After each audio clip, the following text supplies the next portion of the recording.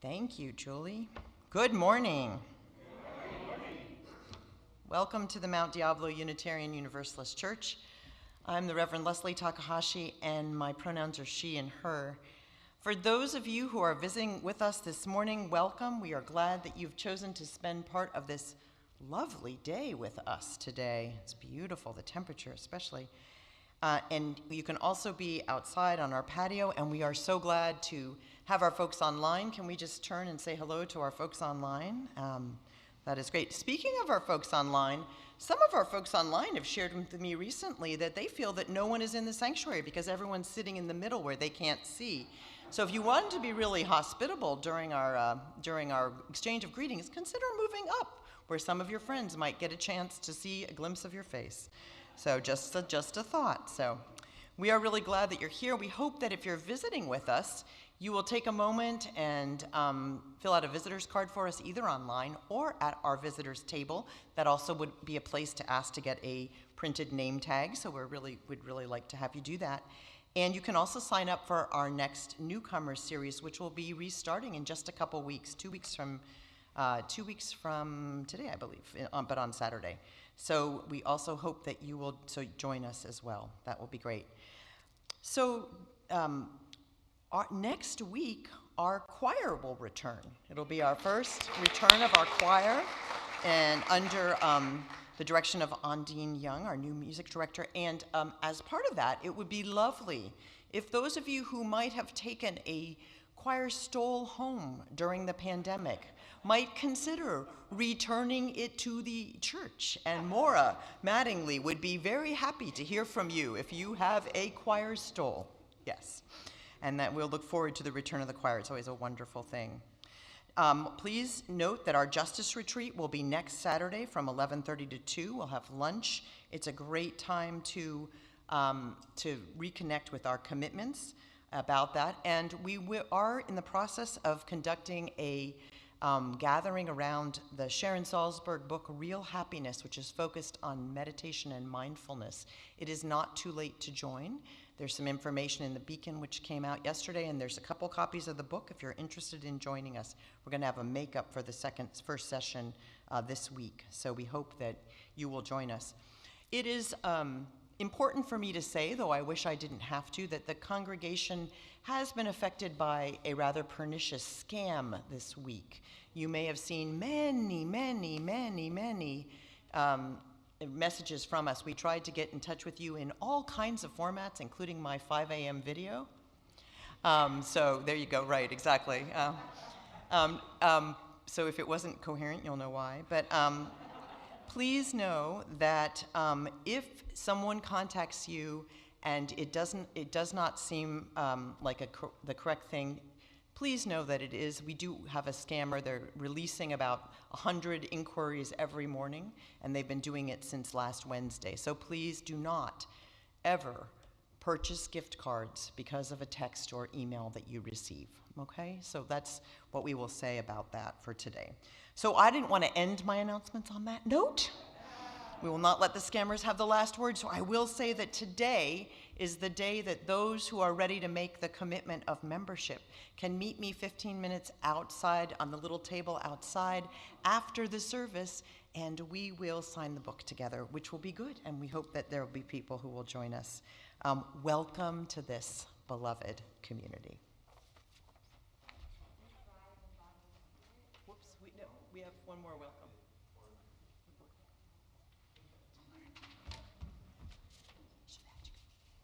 Good morning. Good morning.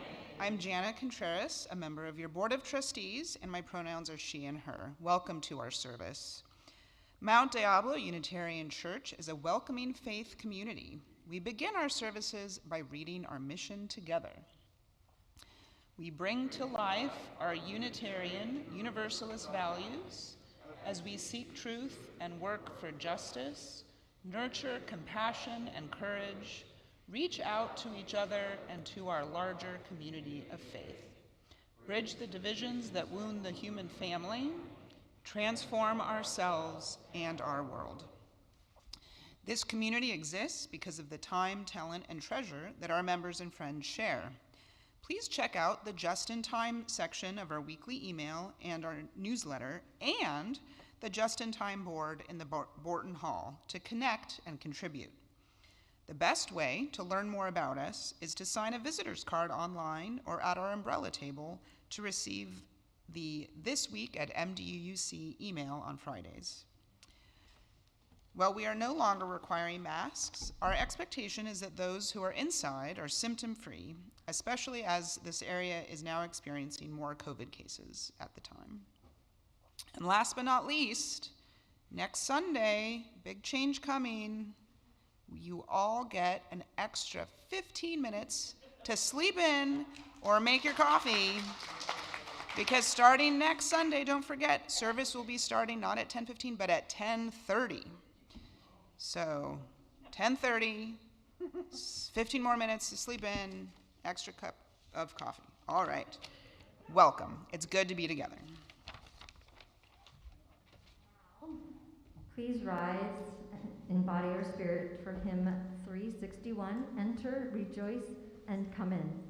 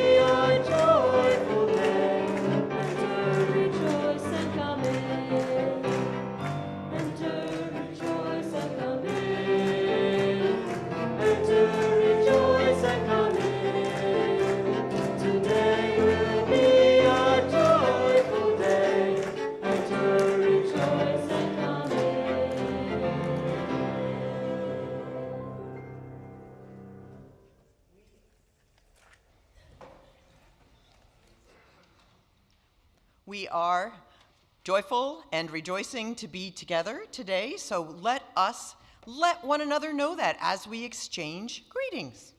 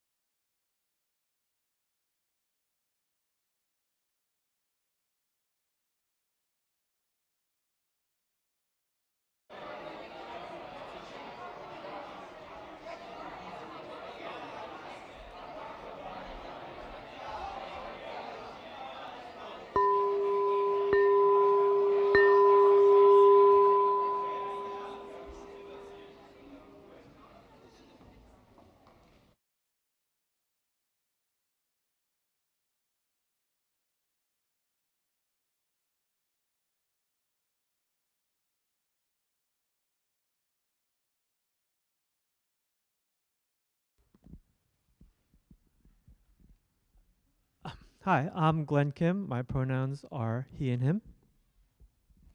Hi, I'm Vanessa Cardenas, and my pronouns are she and her. Hi, I'm Jasmine Cardenas Kim, and my pronouns are she and her.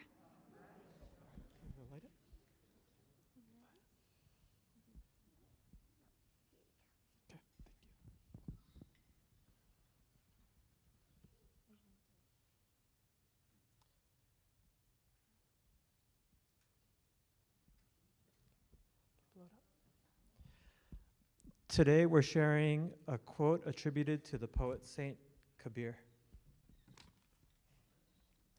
All know that the drop merges into the ocean, but few know that the ocean merges into the drop.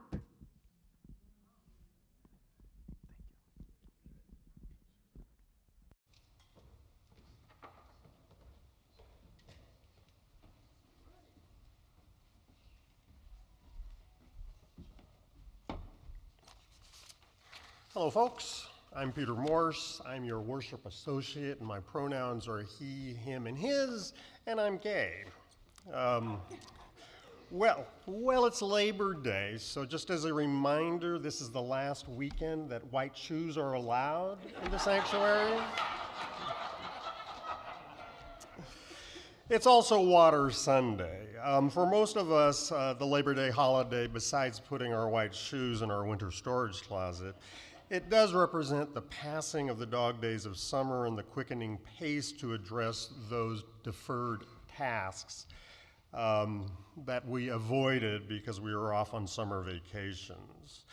It also does punctuate the end of the longing for cooler and healing waters because the evenings start getting a little cooler.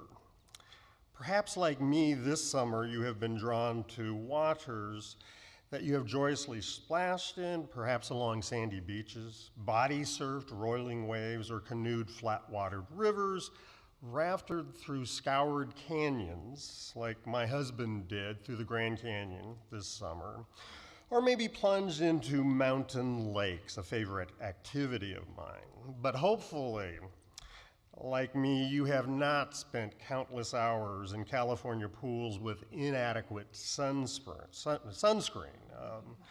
which my sadly overly freckled arms can attest to. At this point in my life, I consider myself a desert lover, but it's not only the sparse vegetation of the desert or the abundance of mineral soil, or the vistas that stretch for miles and miles. It's the equally stark contrast of the desert landscape against torrential summer monsoons or the rare winter snowstorm. I find healing, spiritually or otherwise, in the infrequent magic of the patient desert bloom or seeing a cloudburst at the near horizon line, which usually motivates me to think about stripping down to my skivvies, grabbing the body soap, and taking a shower au naturel in the middle of the Mojave. However, my love affair with atmospheric water came later in life. My first memory with water was seasonal Los Gatos Creek as it flowed through the old suburbs of San Jose. My brother, older and braver than I, would coax me onto a discarded wood pallet, and we would pole push this raft on winter stormy currents. Of course, this memory is likely anchored not so much in the event of rafting the Los Gatos during a winter storm, but more by my parents' response when learning that their two offspring were rafting the winter storm currents of the Los Gatos Creek. As a youthful Boy Scout, I generally looked forward to annual High Sierra 50-milers.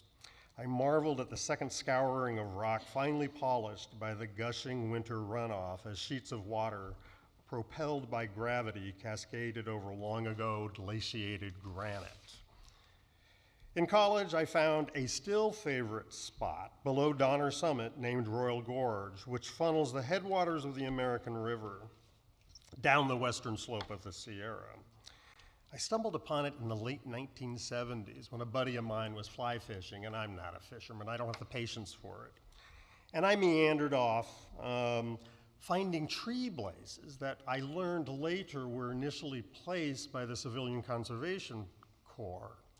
And those blazes took me down to the confluence of the North Fork of the American and a little-known creek called Palisade Creek. Much to my joy, finding this place where bear scat was abundant. It also had all sorts of water play areas like natural jacuzzi potholes, actual granite water slides, and huge diving rocks where you could plunge in from 20 feet above. That sport, since I go down there usually once or twice a year, I have dropped diving off any 20-foot high rocks. My post-college venturing did take me to New Mexico, a wonderfully arid state, in some parts, where I lived at the confluence of three rivers, the North, Middle, and South Forks of the Gila. It's a watershed in southwestern New Mexico that was protected first as a de facto wilderness in 1924. And some of you may know that, our government passed the Wilderness Act in 1964. So this was 40 years before one of the most significant conservation laws was passed to protect wilderness areas. As some of you know, my husband Chris and I lived in Sacramento for 25 years near the confluence of the meandering Sacramento and the Sierra-fed American rivers. Thus, it's really not surprising my favorite low-elevation tree is the water-dependent cottonwood. When in Sacramento, I also volunteered for an HIV-positive organization, which took clients on whitewater rafting trips. I saw firsthand how Class 3 and 4 rapids could refocus those living with HIV away from their disease at least for an afternoon, as rafting does require you basically live in each moment. Our watery planet is stunning blue from space. It's blanketed by oceans, braided by rivers, and dotted by lakes. The last, many cultures venerate as the eyes of the world. I leave you with a favorite thought of mine, and actually this is taken from a song by the Cowboy Junkies, a favorite band of mine. You can never step in the same river twice. With that, come, let us worship together.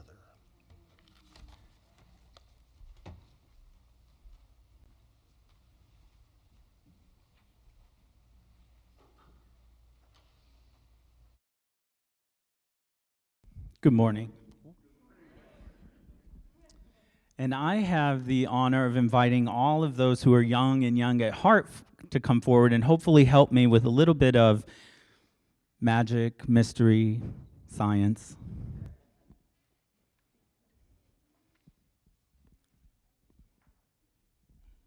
You can come on up, just have a seat right here, and then we'll do the magic in a minute.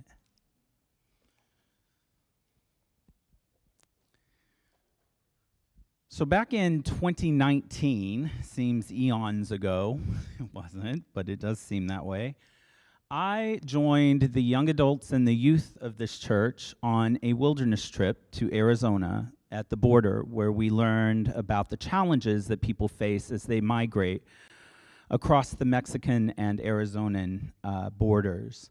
And while we were there, we met this really great organization called Border Links, who taught us about the importance of water.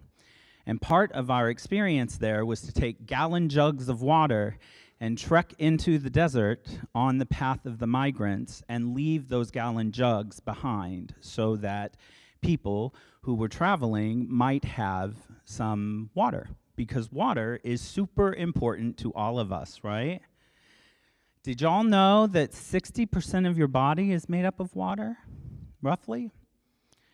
Or that in general, we can all survive for 3 days, or 3 weeks rather, without food, but only 3 days without water. Can you think about that? How important water is to a healthy body and the functioning of all of our needs. And sometimes in our community, like today, we're going to think about water a little more broadly. We're going to think about water in terms of maybe your special gifts that you have. Maybe you like to laugh and like to make other people laugh. Maybe you are really clever and can think about things in ways that other people can't. Maybe you're a helper. You really like to help.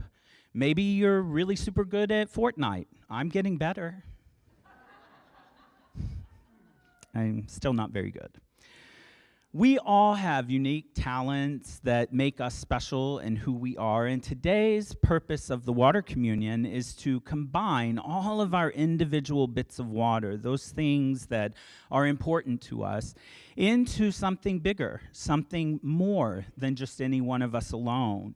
And I would like your help in doing a little experiment to see the impact of that. So up here, I have one big column of water that will represent our community here, and each of you has an individual little cup of water.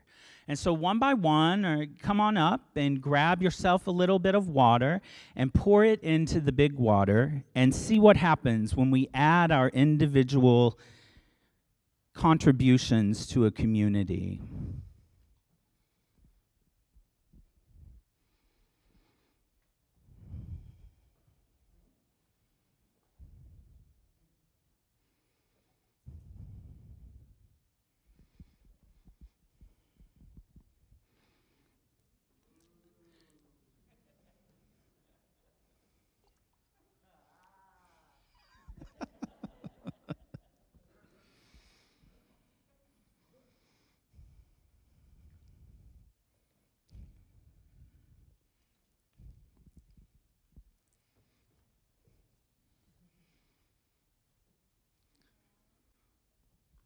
So we all poured our individual contributions into what was previously a blue column of water, and now look, it's something different.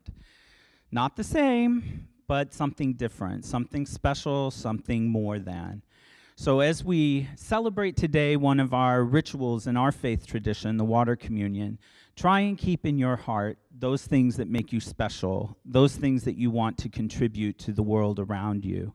And maybe, just maybe, you can turn something from blue to purple. And now I invite everyone to sing the youth and children back to their chairs. The only children that we'll sing out today are ages 4 and under.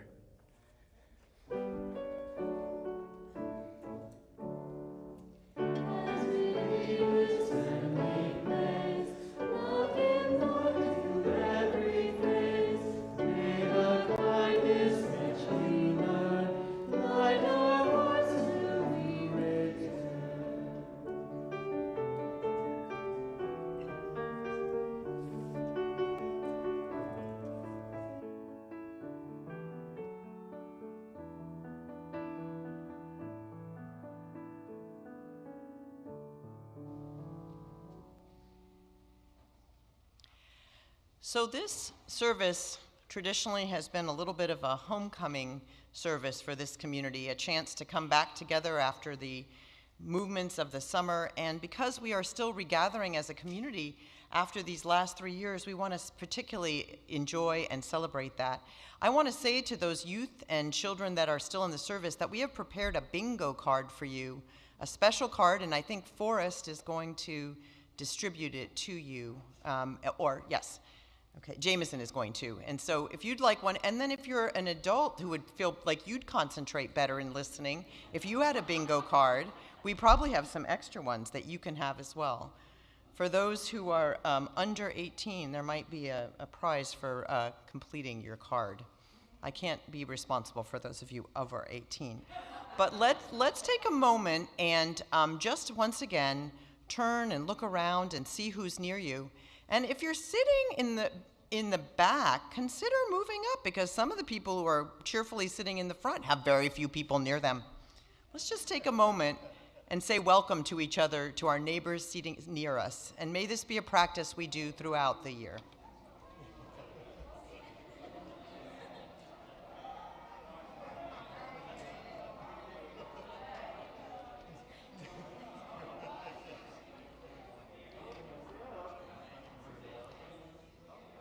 It's good when we enter in to realize that we are here together.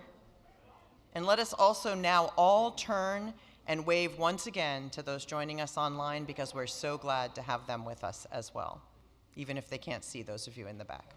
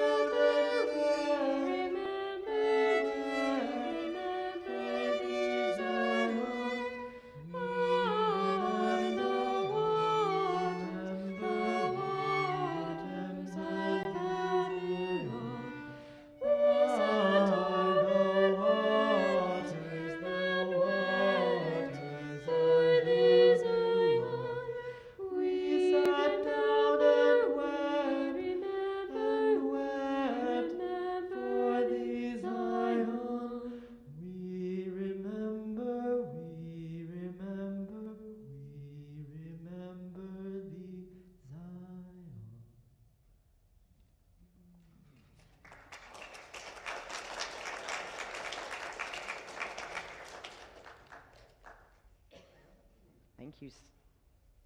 Thank you so much. What a beautiful gift. You know, the water service is done across the nation in Unitarian Universalist congregations, and it is a particularly Unitarian Universalist ritual. And yet what has struck me in thinking about my seeing this ceremony over the decades is the ways that it has stayed the same and also the ways that it has changed. The water service initially came out of the emerging consciousness of the women's movement in the 1970s. It was designed as a way to celebrate the ways that we're each unique and also the ways that we need one another in community. And for many congregations, this became, as I said, part of the regathering in the fall. Back in the day when many congregations used to cease operations for the summer, something that some still do. Yet, what has struck me is that in the last 5 years, as our world has become a little bit more complicated, a little bit more divided, a little bit more in need of attention, this service has also become a place for us to pay attention to the ways that we are bound together, the ways that we are part of the natural order, and all of the uses of this service are true and beautiful. So as we go through this service, I invite us to reflect on our own gifts, on the shared gifts that we have as we come together as a community. That should have given people a lot of things on that bingo card. And also to think about our commitment to this precious, sacred liquid, even in its purple form, that is so important to us. You know, when European settlers came to this part of this country, one of the things they were looking for was gold. And gold, and having gold meant that you had power. It meant you had resources. They are saying now that water is the new gold. And there are people and corporations that are storing up water with the idea that at some point they will be the only ones with access to water and they can sell it to others for a higher price. This is a shared resource. This is a right. It is a human right to have access to water. So as we go through this service today, let us do so aware of the precious nature of all that we share today. This is how we will flow together in this ritual, just as those who have come before us have done so for many decades. Please stay seated for hymn 11. Las voces del camino de noche iremos, we go through the night.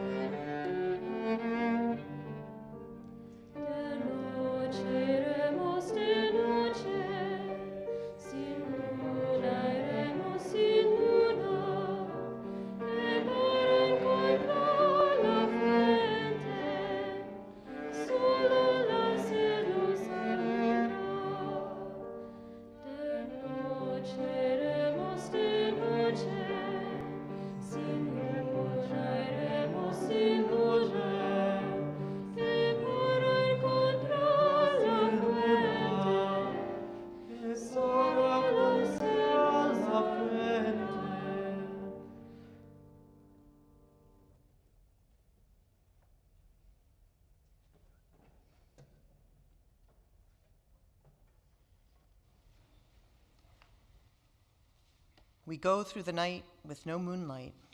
Only our thirst will guide us to the fountain of life. When we gather together, we remember that we are connected in ways that are larger than we always can realize in everyday life. So I invite us to join in that spirit right now, together, looking at what is before us and what is larger than us. Spirit of life, God of love and unity, today let us honor each of our separate precious lives, and let us also honor the power that we find when we come together. Let us honor all that we love on this planet, from the birds and the bees and the trees, the animals and the creatures of the oceans. Let us remember that all of this is a gift, and that all of this life deserves our blessing. Each individual requires this precious gift of water to maintain and keep our life. The water keeps our bodies healthy. It allows other creatures to keep healthy as well. Some creatures actually live within the water the way that we live within air. So as we gather today, perhaps we could just take a moment and stretch up our hands and arms towards the clouds which bring us rain. And then let them gently fall back down towards our laps as we together share our deep hope that waters remain the gift for all life to share, for water is life.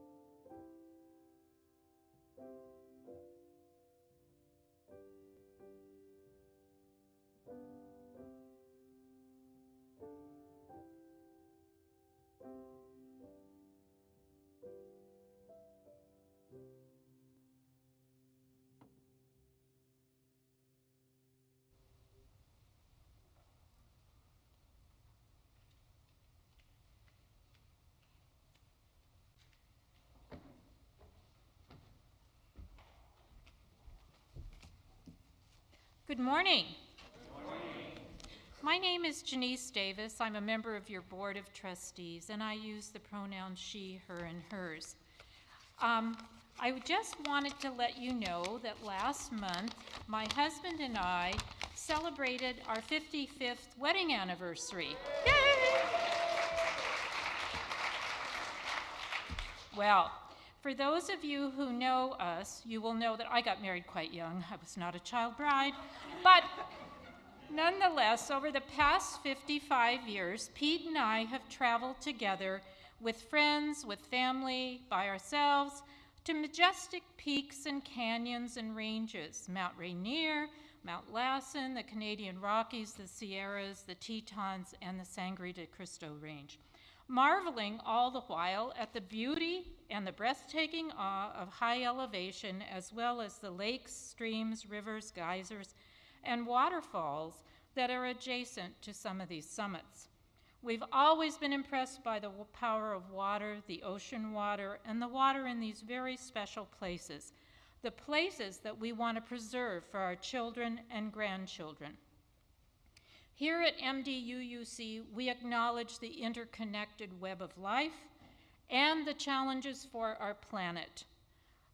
As I was reading in the Saturday edition of the New York Times about how the aquifers are depleted, it became ever more important to me to value water and its loving gift.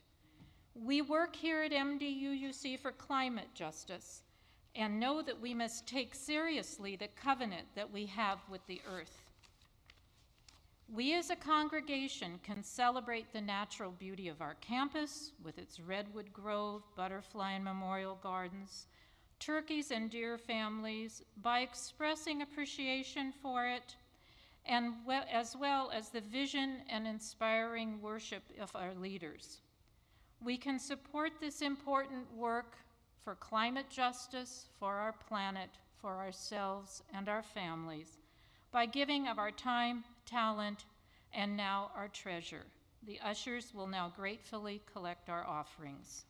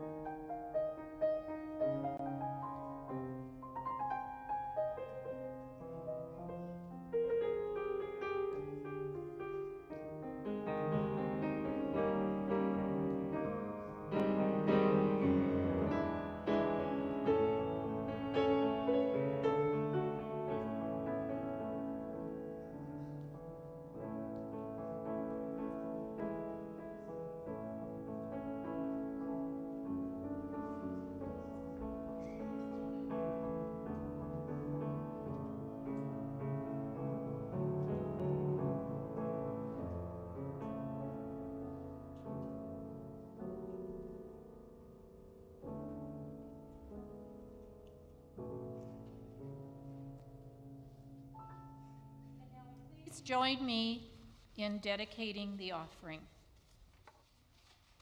To the work of this community in transforming ourselves and our world, we dedicate ourselves and our offerings.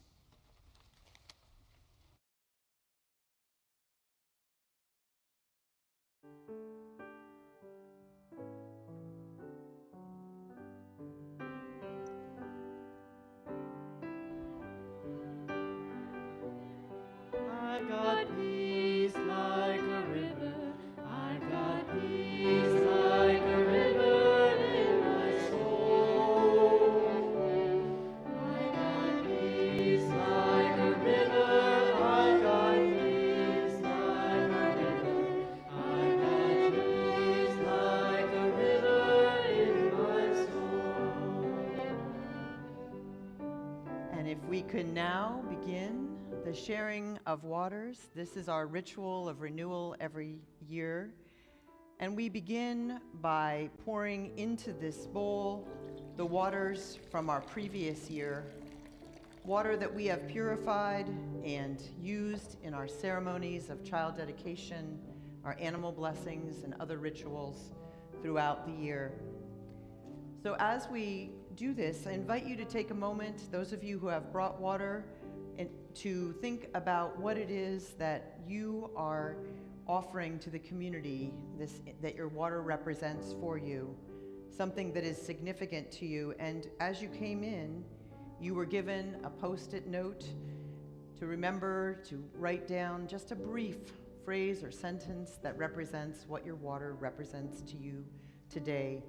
We've got our ushers, they'll be asking people to come forward, and Reverend Rodney will be sharing with us the offerings for those who are watching us online today. If you did not bring water, fear not.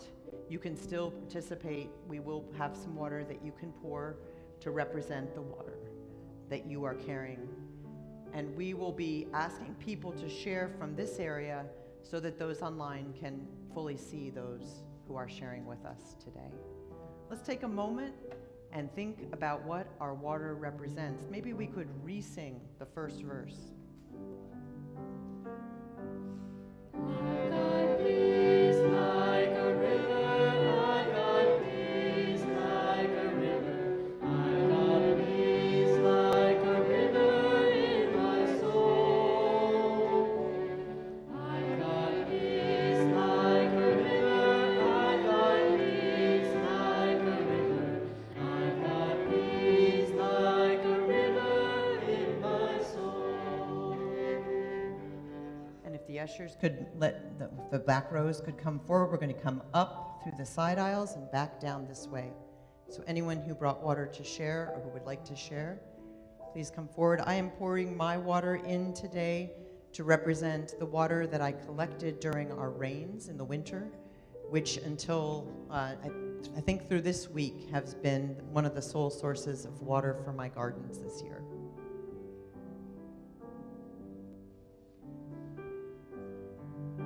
If we'll just come up to where Peter and Rodney are. Come up through the side aisles and then this way.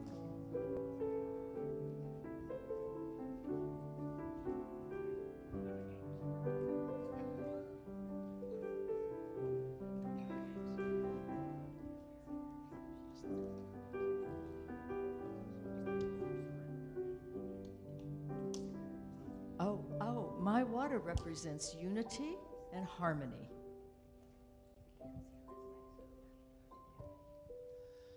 My European water represents presence.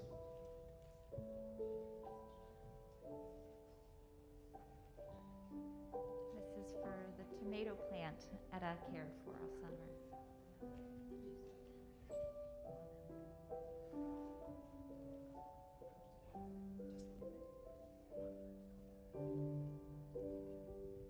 My water represents health and healing. My name is Lynn. My water represents joy, and it represents water from the Danube.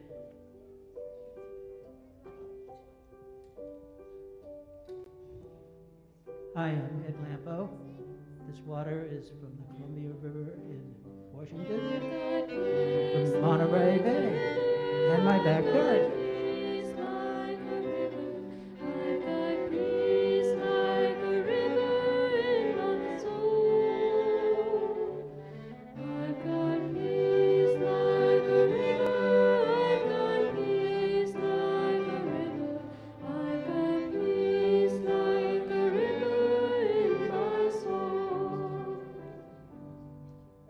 My water as well comes from the winter rains for our flower garden, and my water represents growth.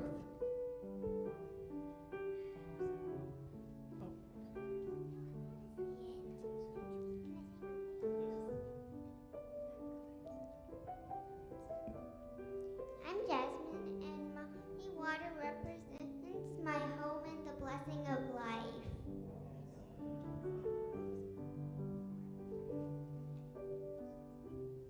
Hi, I'm Jeff, and this water represents the ongoing circle of life.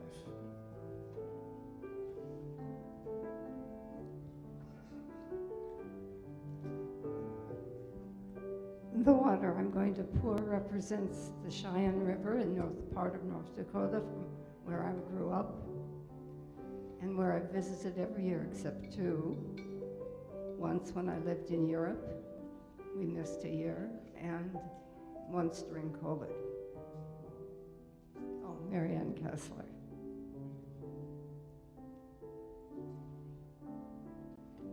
And my name is Vanilla, and my water represents life and blessings.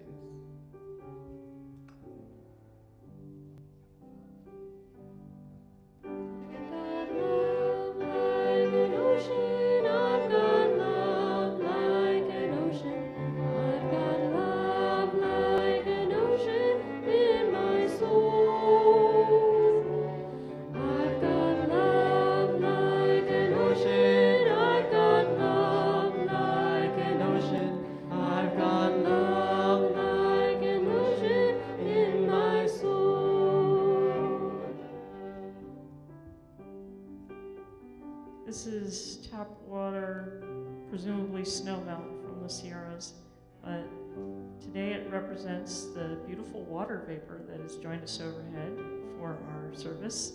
And in terms of my offerings, it represents the blood donations I give a few times a year. My name's Mariana.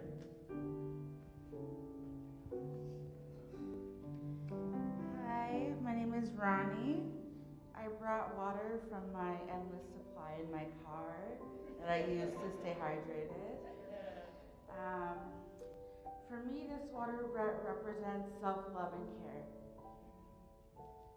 care. I have an online one as well, Reverend Leslie.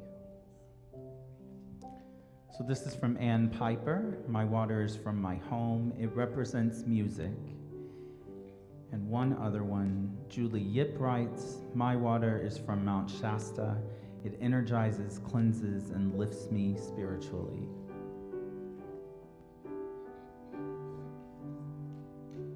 Hi, my name is Ives. My water represents growth and transformation. Hi, I am Linda, and my water is from my Brita filter at home, and the celebration is the commodity that is often taken for granted.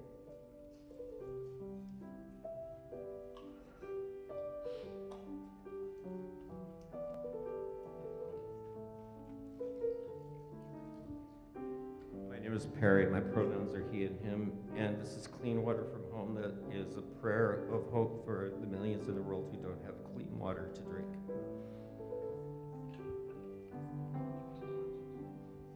I'm Laura, and my water represents family and reunion.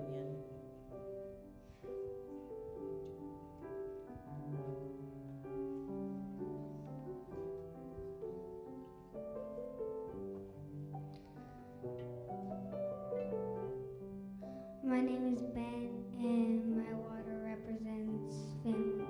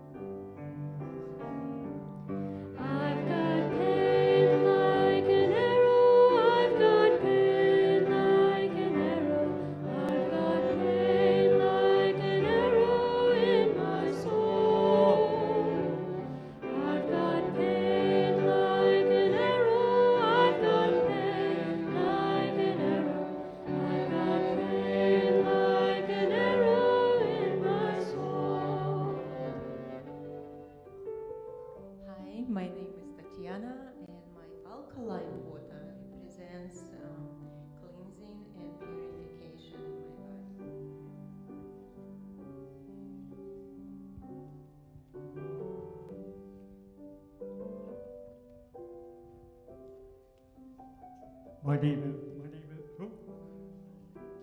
is Mark, he, him. My water comes from Pittsburgh, Pennsylvania, the site of our UUA General Assembly, and it represents our connection to our wider association.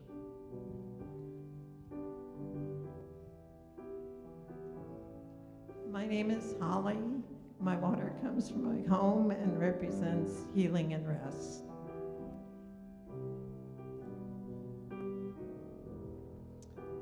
I'm Jim. My water represents the power and beauty of the ocean.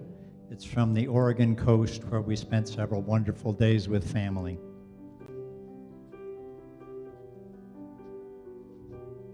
My water represents the clean tap water that I'm grateful to be able to access from my tap.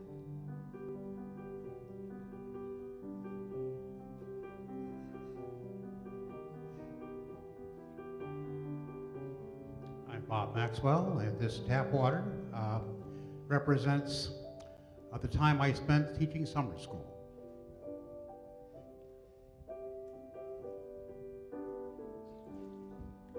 I'm Maura, and my water represents the blessing of home and the family that shares it.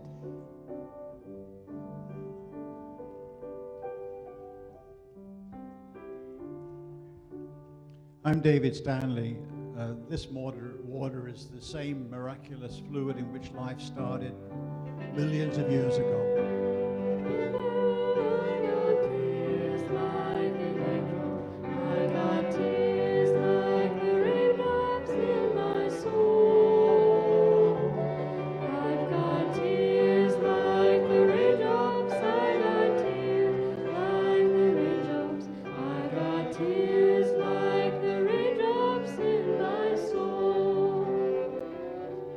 I'm Ron, and my water represents the water of Lake Michigan off the shores of Wisconsin, where my family was able to come together and have a celebration of life for my sister Rosie this summer.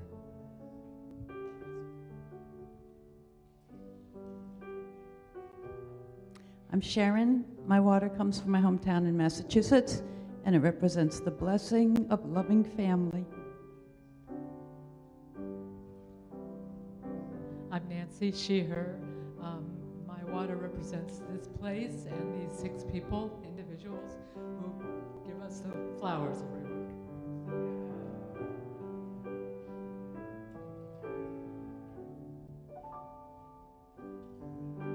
I'm Jana, and this water represents the joy of summer days by the pool with family and friends.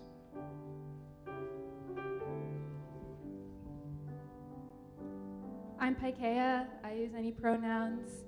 This water represents the water that I took from Long Beach for my dragon boat race and creating intentional community, working towards a common goal, and my commitment to that, and returning home. Reverend Leslie, we have another online one. Ronna Miller Owens writes, my water comes from northern Washington and my home. It represents helping to heal the earth and its living and all of its living beings.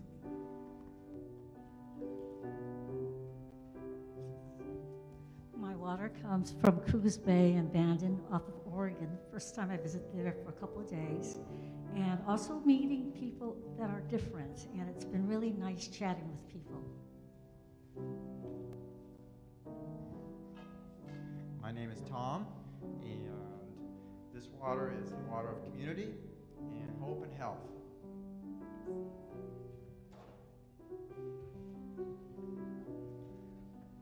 My name is Errol. This water represents healing, vitality, and nutrition.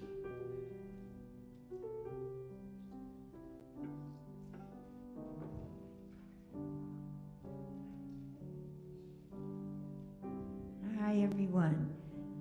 This water represents life, love, and happiness, which we feel now that we're here with you and family from way down in San Diego where it's dry.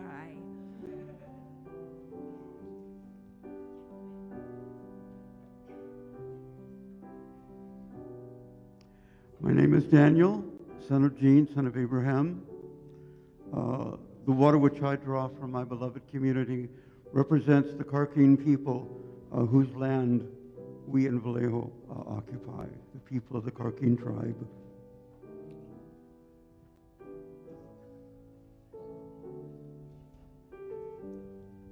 My name is Kendall. My water represents our common need for conservation and sharing.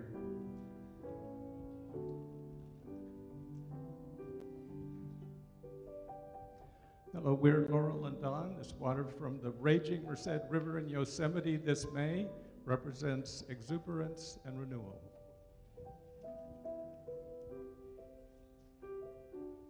Hello, I'm Andy, and this water represents the ocean water at Manchester Beach in Mendocino County, where I go camping at least twice a year and where I help hold on to my inner peace.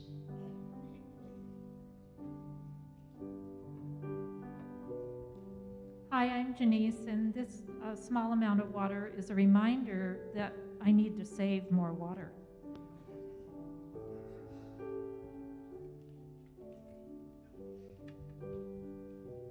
Hi, I'm Kirk, and this water is from Bathtub Lake, which is a little lake up at the northeast corner of Mount Lassen National Park.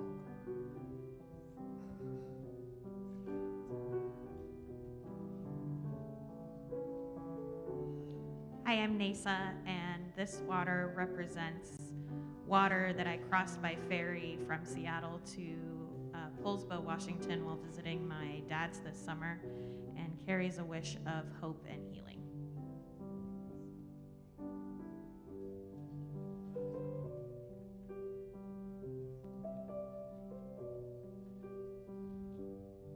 Hi, I'm Wayne, and this water represents water. All that it is, all that it does, all that it offers, and the obvious diversity of meanings.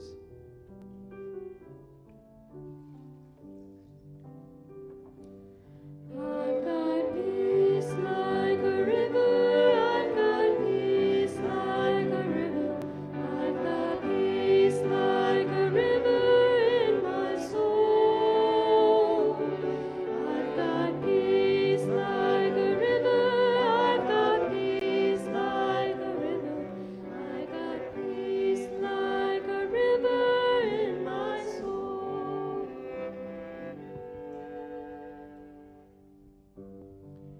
And I'm now going to pour just a little bit more water, representing all of those blessings that we left in our hearts. And now I'm going to invite us all to do something that is really core to our theology and our faith. We believe that we are all prophet holders. We are a prophethood of all believers in this faith tradition. So I'm going to ask you to take a breath in, if it feels comfortable to you, and exhale. And as you do, try and connect to that thing which is bigger than you. Those points in your life, some of you have shared your love of nature, whatever it might be that grounds you and brings you back to this moment. Some people call it spirit of life, others God, others humanity, whatever the name you give it, including no name at all. Try to connect to that part right now. And when it feels comfortable, lift your hand toward this bowl, which represents the waters of our community. And whenever you feel connected, just utter the words out loud, bless these waters.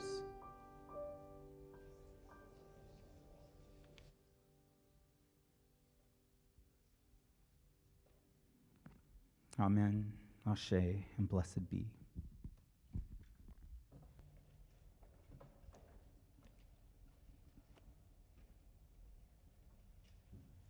Okay, please rise and body your spirit for hymn 347, Gather the Spirit.